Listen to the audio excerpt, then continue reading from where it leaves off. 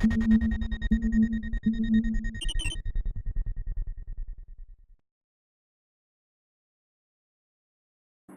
guys, so eCraft Geeks are back with a new topic for you.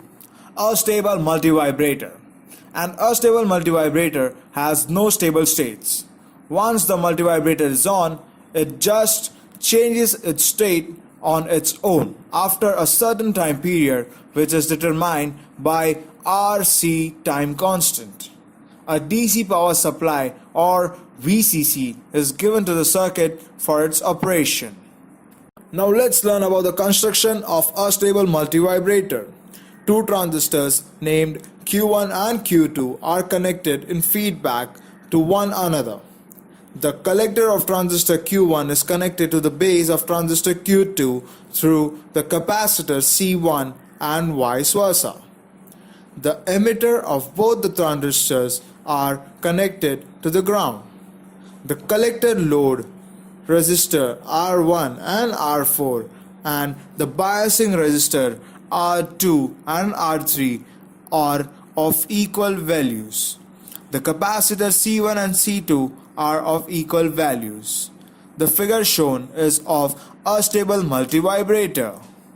Let's learn about the operation of a stable multivibrator. When VCC is applied, the collector current of the transistor increases. As the collector current depends upon the base current, as no transistor characteristics are alike, one of the two transistors, say Q1, has its collector current increased and thus conducts. The collector of Q1 is applied to the base of Q2 through C1. This connection lets the increased negative voltage at the collector of Q1 to get applied at the base of Q2 and its collector current decreases.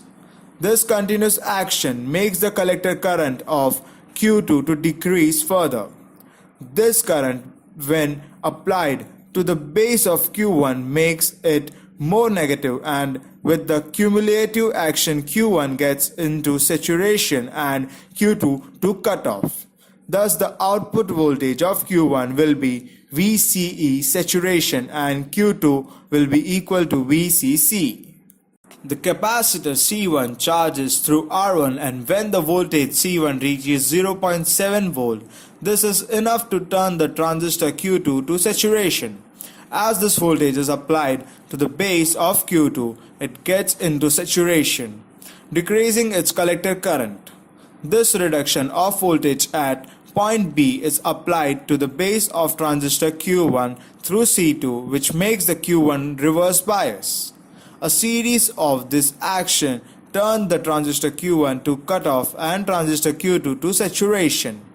Now point A has the potential VCC.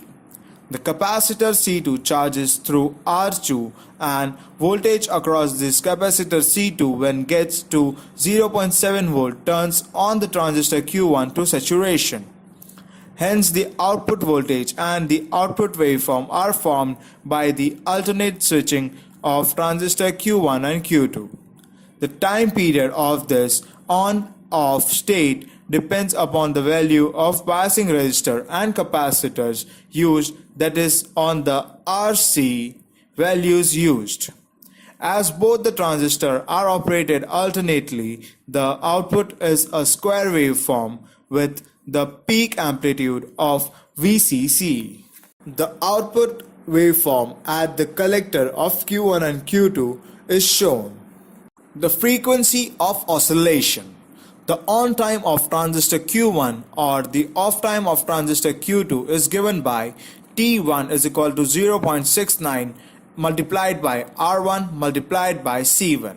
Similarly, the off time of transistor Q1 or on time of transistor Q2 is given by T2 is equal to 0.69 multiplied by R2 multiplied by C2.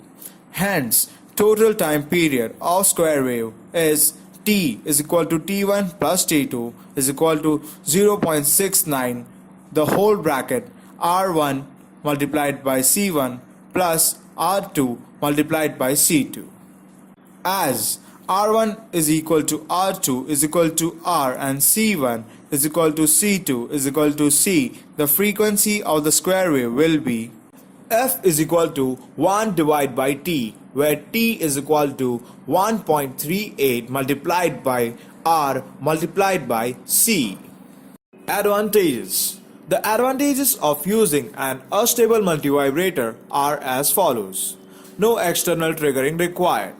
Circuit design is simple, inexpensive, can function continuously. Disadvantages. The drawback of using an astable multivibrator are as follows. Energy absorption is more within the circuit. Output signal is of low energy. Duty cycle less than or equal to 50% can't be achieved. Applications.